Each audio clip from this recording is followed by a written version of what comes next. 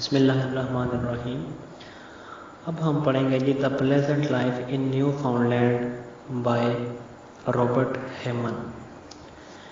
یہ جو Robert human ہے جی، اس نے یہ پوئم 4 چیزوں کو ایڈریس کرتے ہوئے بیان کی ہے، اور ان 4 چیزوں میں 3 کریکٹر ہیں، جن میں سے سب سے پہلے نمبر پر وہ ورشپ فل کیپٹن جان میسن کو مخاطب کرتے ہوئے کہتا ہے کہ عزت مآب کیپٹن میسن، جنہوں نے عقل مندی اور قابلیت سے یہاں حکومت کی۔ یہاں سے مراد ہے Newfoundland. Actually the pleasant life in Newfoundland ایک پریز ہے اپنی لینڈ کے بارے میں، جو کہ پریز بیان کر رہا ہے رابرٹ ہیمن۔ تو سب سے پہلے وہ ذکر کرتا ہے کیپٹن جان میسن کا۔ اچھا جی، جو ہمارا پہلا سٹینزا ہے اس کو بھی میں پڑھنے جا رہا ہوں اب۔ کہتا ہے the air in Newfoundland is wholesome good. کہتا ہے کہ جو ہوا ہے وہ بڑی خوشگوار ہے، اچھی ہے نیو فاؤنڈ لینڈ کی۔ The fire is sweet as any made of wood. آگ ایسے میٹھی ہے جیسے کوئی لکڑی سے بنائی گئی ہو۔ The waters very rich both salt and fresh. کہتا ہے کہ پانی میں نمکیات اور تازگی ہے۔ The earth more rich you know it is no less. وہ کہتا ہے کہ زمین بہت زیادہ قدرتی تحفوں سے بھری پڑی ہے، یہ بالکل بھی کم تر نہیں۔ Where all are good, fire, water, earth and air. What man made of these four would not live there. یہاں پر شاعر اپنے لسنرز سے مخاطب ہو کر کہتا ہے کہ جسے یہ 4 چیزیں میسر آ جائیں وہ کیوں نہیں یہاں رہنا چاہے گا۔ یہ میں نے اردو میں اوور آل سٹینزا کو بیان کیا ہے لائن بائی لائن۔ بیسیکلی اس سٹینزا میں وہ سالٹی واٹر کو شو کر رہا ہے، پانی میں نمک دکھا کر، ٹھیک ہے، اس کی خصوصیت بتا رہا ہے نیو فاؤنڈ لینڈ کی۔ وہ کہتا ہے کہ اس کے پانی میں قدرتی طور پر نمک ہے، جبکہ جو نمک ہے وہ ایک بیسک ایلیمنٹ ہے، وہ صرف دوائیوں میں ہی نہیں ملتا بلکہ کھانوں میں بھی ملتا ہے اور کیمیکل ریئیکشن میں بھی ملتا ہے۔ بہت سی کنٹریوں میں جہاں پر راکس ہیں وہاں پر ہمیں ملتا ہے نمک، لیکن جہاں پر نمک اویلیبل ہی نہیں ہے ان کو دیکھیں۔ سی water is used to get salt rich quantity through difficult process۔ کہتا ہے کہ جو سمندر کا پانی ہے وہ بڑی مقدار میں استعمال ہوتا ہے نمک حاصل کرنے میں، تو اس کی پانی میں تو آٹومیٹیکلی نمک ہے، تو اس نمک کی عزت کی جائے، اس نیو فاؤنڈ لینڈ کی عزت کی جائے، جیسے کہ وہ جو کیپٹن ہے میسن، جان میسن نے حکومت کی بڑے اعتدال کے ساتھ، عقل مندی کے ساتھ، ہوشیاری کے ساتھ۔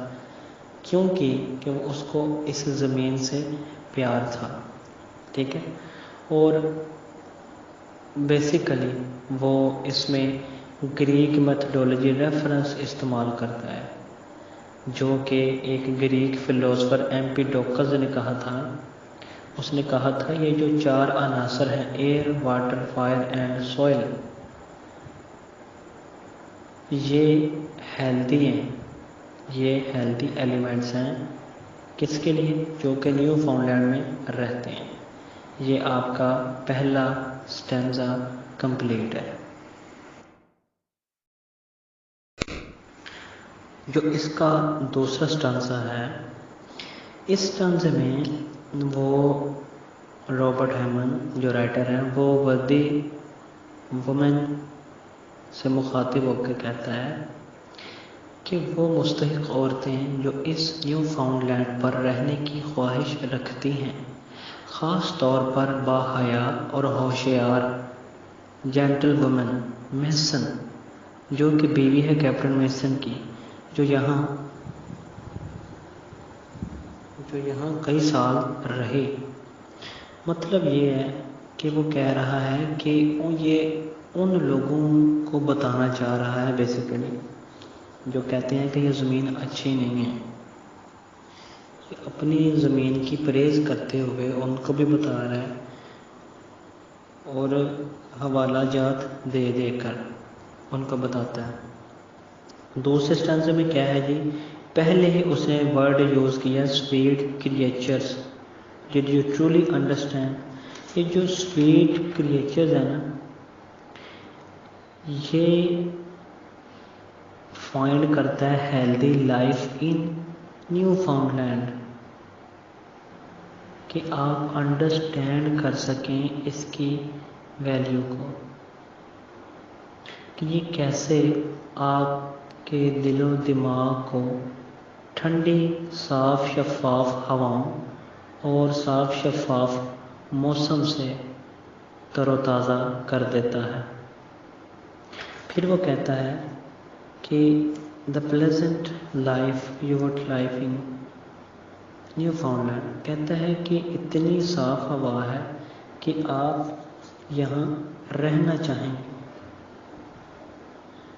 وہ اشارہ کرتے ہوئے کہتا ہے موسم کی طرف، کہتا ہے کہ اتنا صاف موسم تو کوئی بھی نہیں چھوڑتا، تو جس کو بھی نیو فاؤنڈ لینڈ آنے کی خواہش ہے یا جو آتا ہے تو اس کو نیو فاؤنڈ لینڈ کی قدر کرتے ہوئے یہاں رہنا چاہیے۔ پھر وہ کہتا ہے کہ I wish you when you go fair wind fair weather, for if you with the passage can dispense, when you are there I know you will never come thence۔ پھر وہ کہہ رہا ہے، وہ بیسیکلی ڈپکٹس کر رہا ہے beauty of nature in the Newfoundland. اس اسٹانزا کے ذریعے، دوسرے اسٹانزا کی جو آخری 3 لائنز ہیں ان کے ذریعے بیوٹی آف نیچر دکھا رہا ہے نیو فاؤنڈ لینڈ میں، اور بتا رہا ہے کہ کیسے خوبصورتی اثر انداز کرتی ہے نہ کہ دماغ کو بلکہ لوگوں کو، اور ان کی فزیکل اپیرنس کو بھی متاثر کرتی ہے۔